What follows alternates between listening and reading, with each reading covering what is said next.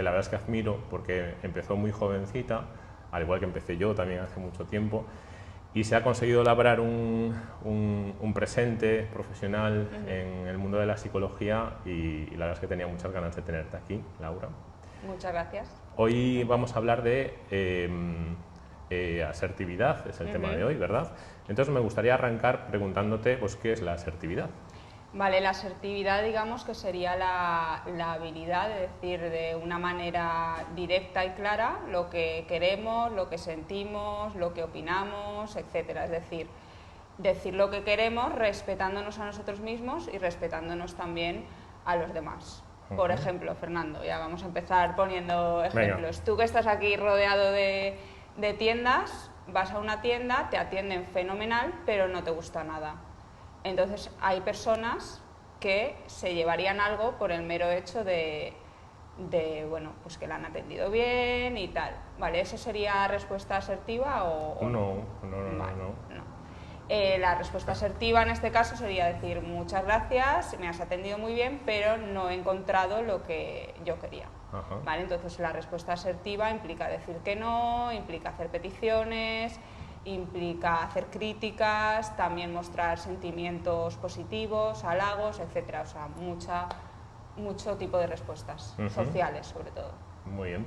Y entonces, ¿tienes la sensación, por tu experiencia profesional también, que hay gente a lo mejor que se deja llevar por la presión del entorno, ¿no? Vale, ya veremos que, bueno, hay distintos tipos de conducta social. Esa sería la pasiva. ¿Vale? Una persona pasiva tiene una serie de pensamientos que le llevan, como tú dices, a dejarse llevar un poco por los demás, pues porque piensan que se van a enfadar, tienen una necesidad de caer bien, de no ser rechazados, etcétera, con lo cual al final lo que hacen es pues anteponer a los demás. ¿No? Luego estaría el otro extremo, que sería el agresivo. Imagínate que en este ejemplo de la tienda, pues te enfadas, porque, jolín, he venido adrede a tu tienda y no tienes nada de lo que a mí me gusta. Vale. Entonces ese sería el agresivo, porque las personas que tienen una tendencia más agresiva al final piensan que van primero, que lo importante es lo suyo, que su opinión vale más que la de los demás, con lo cual pues eso, tienen conductas más agresivas. Son como las ganas de tener razón, en definitiva, Exacto. ¿no? De que mi punto de vista impere sobre los demás, el ganar, en definitiva, ¿no? A lo mejor. ¿Y es habitual este tipo de comportamientos agresivos? Eso me lo vas a decir tú, que estás mucho en la empresa, porque es el típico ejemplo que ponemos de... Es una conducta que no es buena, obviamente, pero que sí que a veces tiene éxito. Por ejemplo, en contexto de empresa, la gente con una conducta agresiva consigue lo que quiere, claro, a un alto precio personal, porque a nadie le cae bien una persona que mandan mucho, al final no tienen empatía con los demás porque piensan que su opinión siempre va por delante, la tuya entonces vale menos, ¿no? Entonces son gente que tiene una alta autoestima, tiene seguridad, pero son un poco egocéntricos, narcisistas, etcétera. Entonces no cae muy bien, pero sí que es verdad que van consiguiendo objetivos y, por ejemplo, muchos jefes podrían estar dentro de esa parte más agresiva. Teniendo en cuenta siempre que es un continuo, es decir, nunca somos o agresivos o pasivos o asertivos, que sería el punto medio, sino que depende un poco de la situación, actuamos de una forma u otra. Muy bien. En la empresa es verdad que hay muchas veces en donde te contratan formación para que los mandos cambien ese estilo por otro un poco más democrático a veces, ¿no? Y la tercera de las opciones que has dicho es la asertividad, ¿no? Es el tercero de los estilos. Si yo veo a una persona asertiva, desde tu punto de vista, ¿cómo la definiría o cómo podría saber, caramba, qué asertiva es esta persona? Vale, se ve una persona que te dice las cosas tal cual las piensa, de una forma clara, muy concreta, pero también amable, respetando tu punto de vista, etcétera. ¿Vale? Entonces tienen una autoestima sana, saben sus puntos fuertes, pero también reconocen los débiles, o sea, pueden reconocer cuando se equivocan, etcétera. Y bueno, suelen tener bastantes amistades y tener un círculo social bueno, porque se sienten cómodos en situaciones sociales. Por ejemplo, la persona agresiva pues se siente cómoda en situaciones sociales, pero claro, tiende a tener muchos pues enfados. De hecho, es como que la emoción que impera en sus relaciones sociales es un poco como si estuviera siempre a la defensiva. La persona pasiva es como que tiene mucha ansiedad social.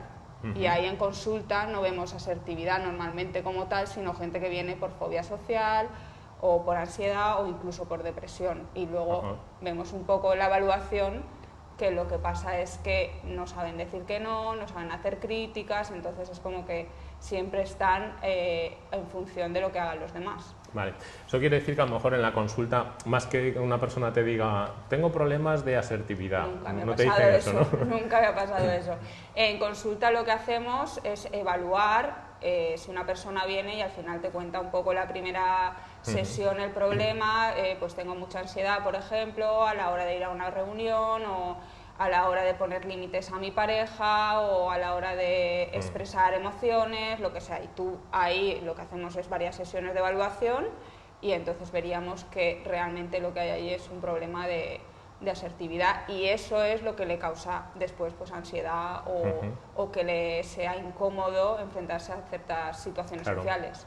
Yo lo he tenido bastante en temas de terapia de pareja, porque recuerdo, por ejemplo, un chico bastante joven que tenía una pareja que bueno, él es muy celoso, era muy celoso, y no soportaba que su pareja fuese a bailar, a clases de baile, iba a clases de salsa, bachata y estas cosas.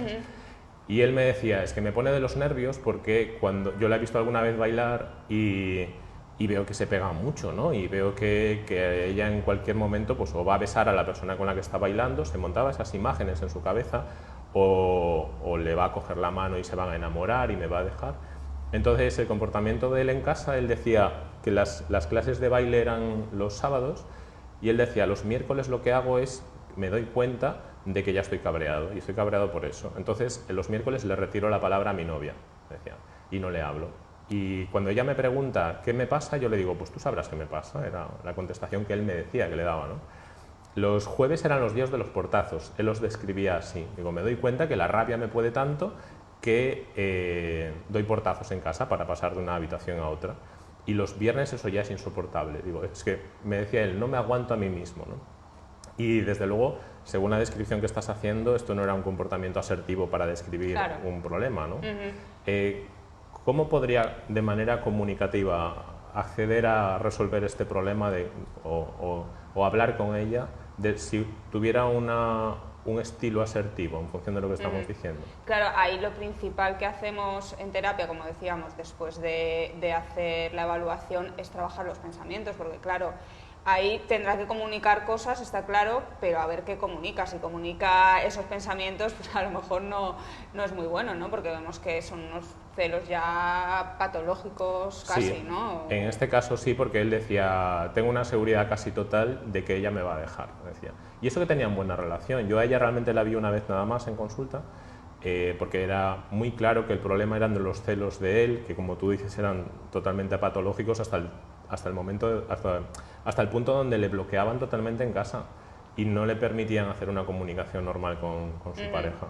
Entonces sí que empezamos trabajando por ahí. Y a la hora de comunicar lo que él quiere y lo que él prefiere, ¿cómo crees que se podría...? Claro, ahí normalmente lo que hacemos, por ejemplo, en el caso de hacer peticiones, es decir muy claro lo que queremos, sin poner excusas ni sin justificarnos en exceso, etcétera. O sea, de una forma muy clara, expresando emociones también, nuestras emociones, y empatía hacia el otro, ¿vale? Si en este caso, claro, lo que pasa es que no sería un buen ejemplo porque no le puede pedir eso, pero me gustaría que cuando fuéramos a bailar pues te acercaras menos porque a mí me hace sentir incómodo, ¿vale? Lo que pasa es que esa no es una petición que creo que llegarais a hacer.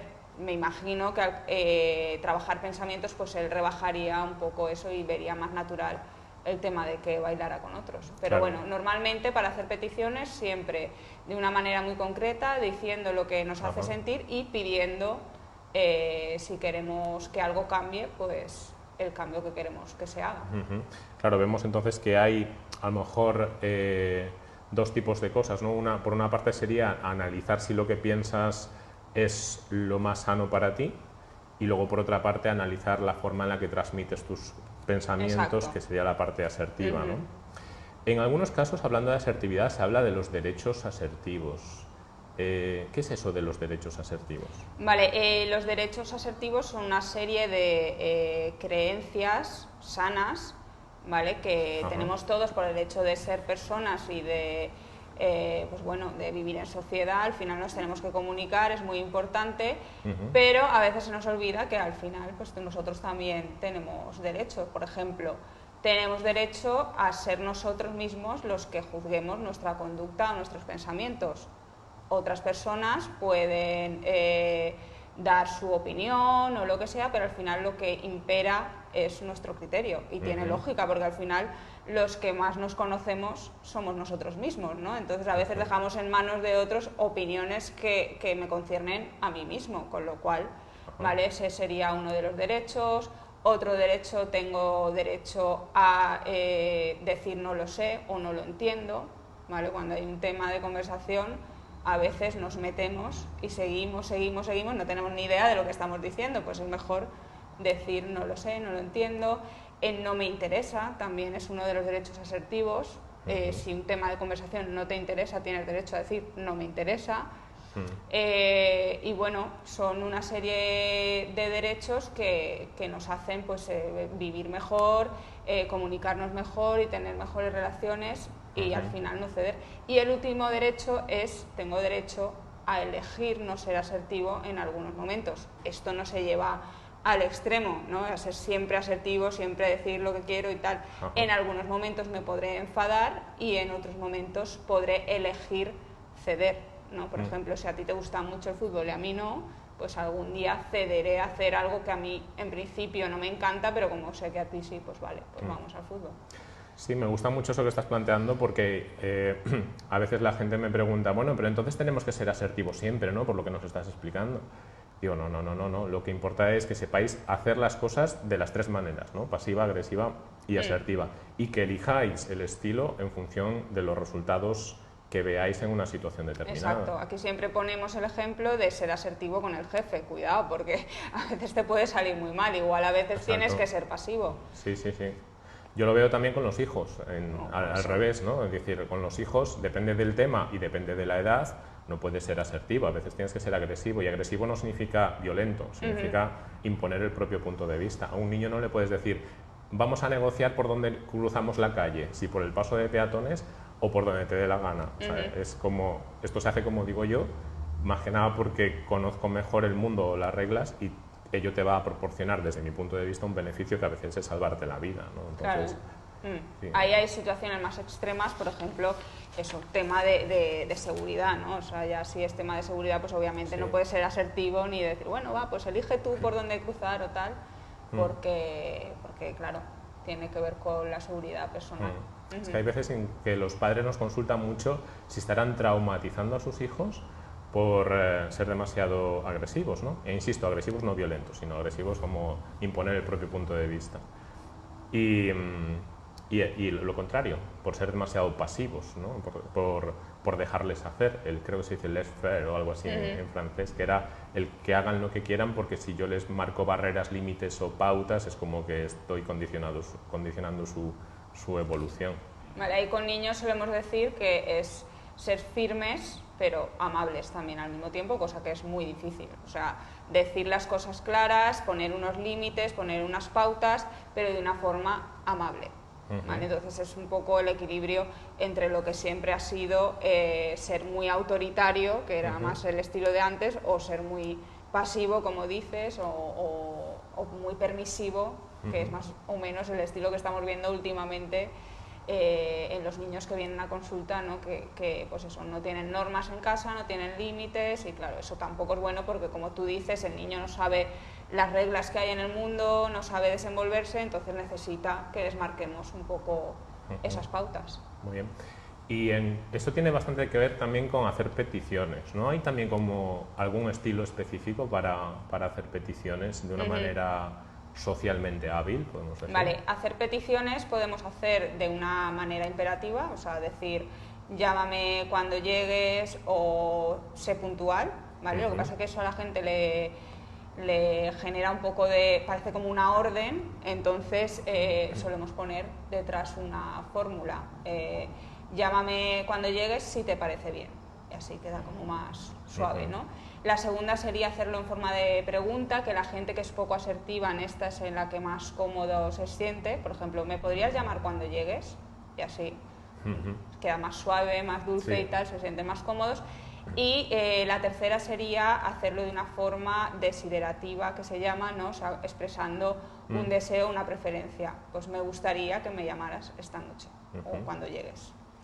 Esto es muy aplicable también al mundo empresarial. De hecho, yo a mi equipo les digo mucho que los correos hagan lo que he venido a llamar, que no sé si existe o no, un enriquecimiento educacional, ¿no? Que es como, vale, ya tienes el correo electrónico escrito, es a nivel profesional, lo vas a mandar, pero antes de enviarlo, tú en el correo has puesto lo que quieres decir, o lo que quieres conseguir, o lo que quieres obtener. Digo, ahora rellénalo o adórnalo, mejor dicho, adórnalo de palabras que sea como un enriquecimiento educacional, como que tienes educación y le pones ahí, ¿no? Entonces, les he insistido mucho a que después de escribir el correo traten de sumar alguna frase del tipo de si no es mucha molestia o si eres tan amable, ¿no? En lugar de envíame por favor el contrato antes de fin de mes. Si eres tan amable, envíame por favor el contrato antes de fin de mes si no es mucha molestia. Y meter esas dos cosas hace que la gente que lo recibe tenga otra sensación emocional. Claro, ¿no? porque si no es como un poco robot, ¿no? De te pido esto, tal, Sí. y así es como que también, y de hecho parece como que incluyas más a la otra persona, ¿no? Si te parece bien o cuando puedas, esa es la parte de cuando hacemos peticiones o hacemos una crítica, meter también la parte de empatía. Por ejemplo, yo te critico algo y te digo, entiendo que estés muy liado, pero es que te lo pedí hace una semana, por favor, envíame tal cosa. Sí, sí, sí, exacto. Y de esa manera también consigues que responda mejor la gente, ¿no? Que tenga... Porque la gente lee los correos electrónicos, siempre digo, con la emoción que ellos tienen en ese momento. Es como los WhatsApps, ¿no? Muchas veces te cabreas con alguien porque te ha mandado un WhatsApp y es porque la emoción que le has metido a ese mensaje es la emoción que tú tenías en ese momento, no la emoción que esa persona ha mandado. Por eso luego se anima mucho a meter emoticonos para tratar de transmitir o definir la emoción que tienes con ese mensaje, pero en los correos electrónicos profesionales no puedes poner una carita, besitos corazón, ¿no? O sea, así. Vale, y ese es uno de los grandes retos porque claro, estamos hablando todo el rato de comunicación, pero ahora con las nuevas tecnologías ha cambiado el tema de comunicarnos y sí que es verdad que en consulta vemos muchos problemas generados sobre todo por WhatsApp, ¿no? En email no tanto, pero es que me envió un WhatsApp súper seco y dices, pero bueno, ¿cómo sabes que era seco si no ves el tono, no ves...? Sí. Y en todo el tema que estamos hablando de asertividad también es muy importante esas variables, ¿no? No solo el contenido del mensaje, sino las variables pues eso, de comunicación no verbal o incluso paralingüísticas del tono, la entonación, todo eso, porque claro, tú una crítica la puedes hacer muy bien, pero como subas el tono ya es una parte agresiva y encima si las críticas ya cuestan, pues la otra persona no la va a recibir bien dependiendo de variables que no es el contenido, a lo mejor está perfecto. Sí, sí, sí, es cierto. Mira, ese tema de la comunicación por escrito es algo que todavía tengo que mejorar yo muchísimo, porque yo soy súper seco hablando por WhatsApp. O sea, tienes una conversación conmigo y me lo han dicho muchísimos amigos y parece que estoy cabreado. Entonces voy saltando del decir las cosas tal y como las pienso, pero sin adornarlas con ese enriquecimiento educacional, en mi proceso de evolución y maduración whatsappil, podemos llamarle, le empiezo a meter muchísimos emoticonos por todas partes y creo que ya es excesivo porque me doy cuenta que algunos mensajes míos en todas las frases llevan emoticono justo al final y digo, no es normal, tengo que encontrar un punto medio, ¿no? Vale, eso pasa mucho cuando trabajamos asertividad, el tema de que la persona no es asertiva, está aprendiendo, entonces se pasa de un modelo a otro muy, muy a menudo, ¿vale? Llega un día a la consulta y te dice, "Buah, he tenido mogollón de broncas esta semana", y a lo mejor era una persona que inicialmente era pasiva, pero claro, ya no se calla ni una, ya se pasa, claro, como le hemos dicho, que es bueno hacer críticas y decir que no y tal, pues lo está practicando, pero claro, se ha pasado un poco. O lo hace de manera correcta, pero lo que te decía, el tono, todavía no controla ciertas cosas Y claro, va pasando del agresivo al pasivo, del pasivo al agresivo y tal, hasta que encuentra su estilo, y cada uno tiene que encontrar el suyo, claro. Eso me ha pasado mucho en consulta trabajando la autoestima, que seguramente sea un tema que también te acude mucho a consulta, que una de las cosas que vemos es la gente que tiene, por ejemplo, baja autoestima tiene muchísima necesidad de aprobación, ¿no? Necesidad de que los demás, de gustarle a los demás, de agradar a los demás, de que los demás estén de acuerdo con uno.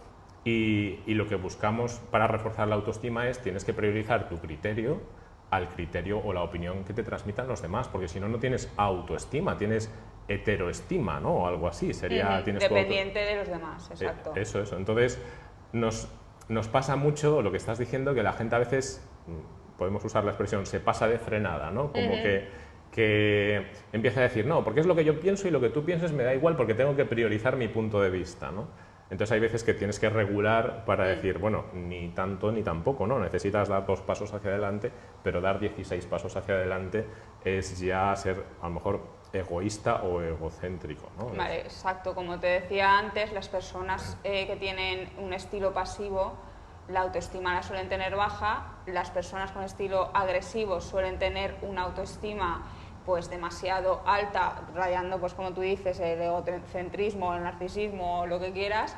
Y las personas con que sí que tienen un estilo más asertivo tienen una autoestima pues más equilibrada y saben lo que se les da bien, los que no, lo reconocen errores, piden perdón, dan las gracias, expresan emociones positivas también, que es muy importante. Con lo cual, pues con el tema de autoestima, los que suelen llegar precisamente, normalmente vemos más personas pasivas que agresivas, porque las agresivas no suelen reconocer que tienen un problema, a no ser que se lo hayan dicho, a no ser que tengan un montón de broncas y al final ya... Claro. Pues, sí, yo lo veo en consulta con la parte de irritación, o sea, más que llamarles personas agresivas, lo que veo es gente que se irrita con mucha facilidad y tiene broncas continuamente y trabajamos el control de la irritación, que eso también da muy buenos resultados, ¿no? El enfado patológico, exacto. Sí, viene mucha gente que... Pero claro, eso sí, yo creo que siempre vienen un poco porque alguien les ha puesto un ultimátum, normalmente pues lo que decías, tu pareja casi siempre, o con quien vivan, ¿no? Si viven con sus padres, pues padres de, oye, no te aguantamos más, a ver que si buscas ayuda porque esto no puede seguir así. Una de las cosas que vemos también es dificultad para decir que no, ¿no? Como para parar los pies a la gente, para saber transmitir y decir yo no cedo a esto o no admito esto. ¿Hay algunas técnicas también para decir que no, para transmitir que no admites o no asumes algo en concreto? Vale, primero revisar los pensamientos de por qué decimos que no, porque normalmente ahí hay una serie de pensamientos que pensamos que vamos a ser muy bruscos, que el otro va a pensar que pasamos de él o cualquier cosa. Primero ver qué probabilidad hay de que se enfaden. Y normalmente, por decir que no, pues nadie se enfada y ya está. Es igual que hacer críticas. Pensamos que si hago una crítica el otro se va a enfadar y la probabilidad pues es baja, ¿no? Y después, pues eso, siempre para decir que no de una manera asertiva, la primera palabra tiene que ser no, ¿vale? Que es lógica aplastante, pero no lo solemos hacer porque tendemos a decir que no con un mogollón de adorno, excusas y tal, con lo cual no... tengo otras cosas que hacer, hoy no puedo, prefiero no hacerlo, me sentiría incómodo, pero siempre no. ¿Vale? Y luego... Es súper interesante eso, porque estoy recordando ahora, al hablar de esto, del primer curso de habilidades sociales al que fui yo, que fue en A Coruña, allá por el 97, el año 97, y lo dio Vicente Caballo, que es un psicólogo, autor de libros que... De libros de universidad, o sea, de los que explicamos, los que estudiamos en la universidad. Exacto. Y Vicente Caballo nos puso un ejercicio que a mí me llamó mucho la atención, que era poneros por parejas y haceros una petición el uno al otro y le decís que sí sonriendo, ¿vale? Entonces hacíamos una petición, por ejemplo, yo te pido lo que sea y tú me dices sí y sonríes, ¿no? Y eso era súper fácil para todos. Y luego nos dijo, haced lo mismo, pero respondiendo que no, pero sonriendo también, ¿no? Entonces hicimos lo mismo, o sea, sonriendo no de carcajadas, sino de buen rollo, ¿no? O sea, una pequeñita sonrisa.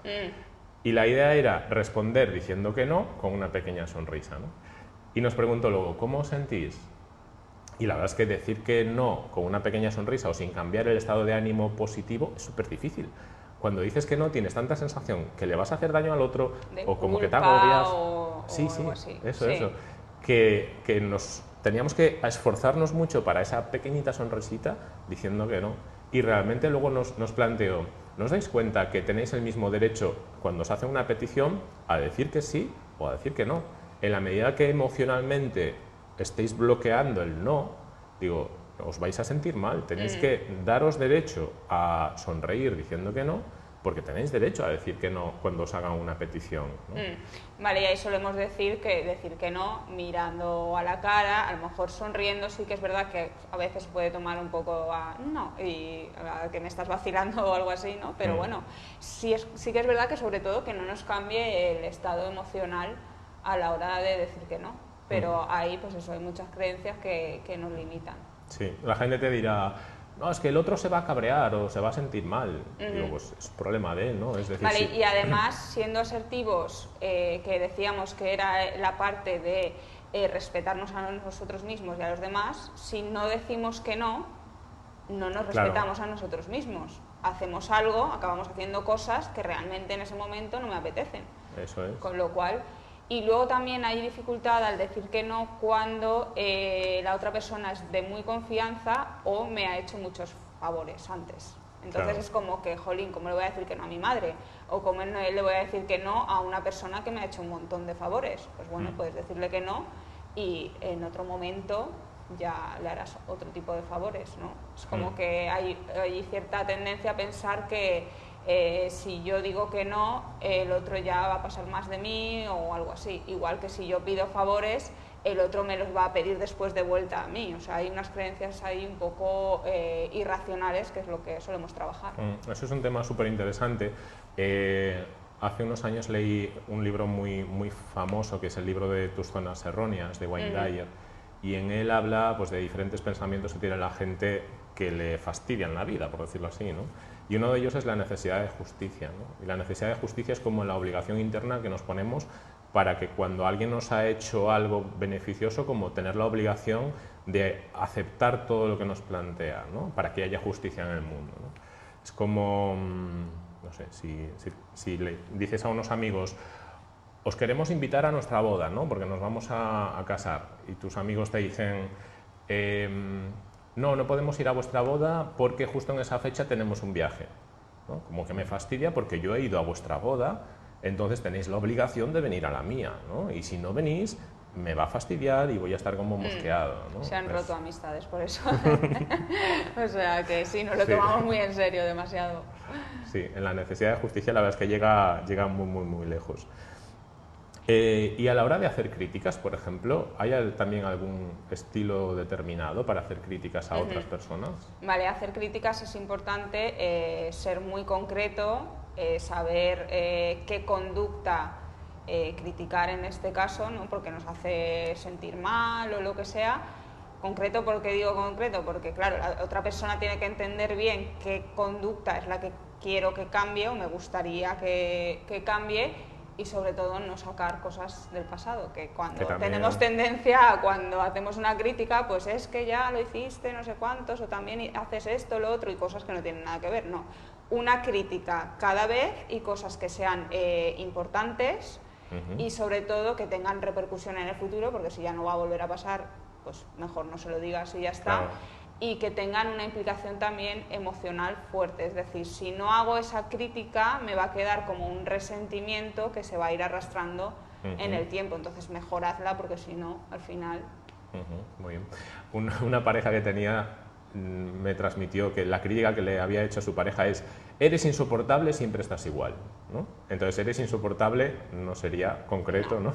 No, claro. Y siempre estás igual es como rescatar cosas del pasado sí. de una manera un poco Sí, escondida, generalizar ¿no? además mucho y tal. Entonces ahí, por ejemplo, no me gusta que me grites cuando discutimos, ¿vale? Eso sí, pero eres un mal educado, pues no. Vale. O sea, repetimos cosas concretas, específicas y que puedan suponer algún planteamiento de cara al futuro, ¿no? Exacto. Es decir, criticar algo, a lo mejor me hiciste esto y tal y no va a volver a suceder o no tiene importancia o relevancia de cara al futuro, Exacto. a lo mejor no tiene un beneficio en la conversación, ¿no? No aporta nada a mayores. También decimos que es importante concretar, hacer petición de cambio. O sea, si yo te digo, no me gusta que me grites, pues vale, pero si le puedes dar alguna opción de cara al futuro, por favor, la próxima vez que discutamos intenta mantener el tono de voz o no elevar la voz o lo que sea. Sí. Hace tiempo yo le vengo planteando también una estrategia interesante en consulta, que es tratar de la solución en lugar de darla tú, que la de la otra persona. Y me ha venido bastante bien hacerlo así. Es como me molesta o esto me genera determinadas emociones.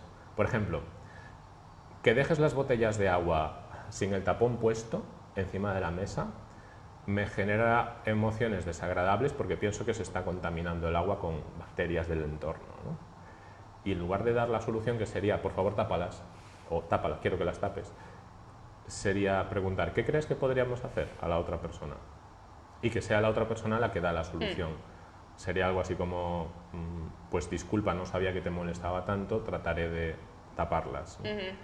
A mí me ha venido muy bien este estilo de que sea la otra persona, porque cuando la otra persona da la solución es como que es la otra persona la que manda. Sí, como ¿no? que te da una orden realmente, no te está haciendo una petición, sino una orden. Eso es, eso es. Y cuando tú mismo das la solución a un problema que te ha planteado la otra persona, es como en mi mundo mando yo, en mi vida mando yo y tomo la decisión de tapar las botellas, ¿no? ¿Por qué? Porque quiero que estés bien. Realmente es una manera, podemos decir, de manipular, quizás, porque estás consiguiendo que la otra persona dé una solución que quieres aportar tú realmente, ¿no? ¿Resulta difícil el hacer esto? ¿Tienes la sensación de que resulta difícil Yo o creo complicado? que todas las cuestiones que estamos planteando, hacer peticiones, hacer críticas, decir que no, etcétera, es más difícil en nuestra cabeza que luego como suele ir en general. Nos cuesta porque hemos aprendido pues, por imitación, por creencias. Ten en cuenta que en nuestra sociedad hay muchas creencias del que dirán, de hacerte responsable de los demás, de lo que piensen los demás, etcétera. Entonces nos cuesta después mucho hacer ciertas críticas o decir que no y tal. Luego, claro, si no lo hacemos, como hemos dicho, que es aprendido y que se entrena, pues claro, cada vez que no lo hacemos estamos perdiendo una oportunidad de entrenar, con lo cual cuando sí que tengo que decir que no o hacer una crítica me cuesta muchísimo más. Es interesante eso porque el concepto de aprendido, porque la gente es como es de manera natural, bueno, también es verdad, aprendido a lo mejor a lo largo de su infancia y adolescencia, pero los aprendizajes que reciben a veces son por las discusiones que ven en el Sálvame, por la educación que han tenido de los padres, por lo que ven en la calle, y hay muchas fuentes de aprendizaje que no son ni técnicas, ni controladas, ni lógicas, ¿no? Entonces, el acudir a una consulta de psicología a veces sirve para mejorar mucho esas habilidades, ¿no? Exacto, damos una serie de herramientas para que encuentre su estilo dentro de que el estilo que fomentamos, claro, es el asertivo, pero que la persona vaya haciendo pequeños entrenamientos controlados y supervisados, digamos, por un profesional, ¿no? Que no sea el Sálvame, como tú dices, o algo así, que no es un buen modelo, pero, por ejemplo, si viene una persona y al principio le cuesta mucho hacer críticas o decir que no, decimos, vale, pues vas a decir que no a cosas que no sean con personas de confianza. Pues te vas al Corte Inglés y cambias una camisa, o en el bar te ponen algo que no querías y le dices que no has pedido esto, o si te saca el café frío le dices que no, que está frío, o cosas así, ¿vale? Y poco a poco hacemos lo que llamamos terapia de exposición, ¿no? Un poco el ir poco a poco haciendo críticas más fuertes o a personas con más confianza o que supongan que tengan más significado para la persona, pero claro, todo eso está pues eso, supervisado por nosotros, con lo cual hay más garantías de que salga bien. Muy bien. Pues Laura, para ir llegando al final, Si quieres hablamos un poco de dónde tienes la consulta, de cómo puede la gente que te está viendo ahora en directo pues contactarte, ¿vale? Porque tienes la consulta aquí en Valencia. Entonces hablamos de dónde está y de algún modo de contacto contigo. Vale, estamos en Valencia, en la calle Palleter, por zona de Ángel Guimerá. En Facebook o Instagram como Laura Fuster Psicóloga, y nuestra web es psicólogosparaValencia.es. Y ahí está el blog, la forma de contacto, etc. Muy bien. ¿Y trabajas con adultos, con adolescentes? ¿Trabajas con niños? Niños, adultos, adolescentes, parejas y todo eso. Muy bien. Pues os animo y os invito a todos a buscar a Laura Fuster en redes sociales, también en su página web, a poneros en contacto con ella.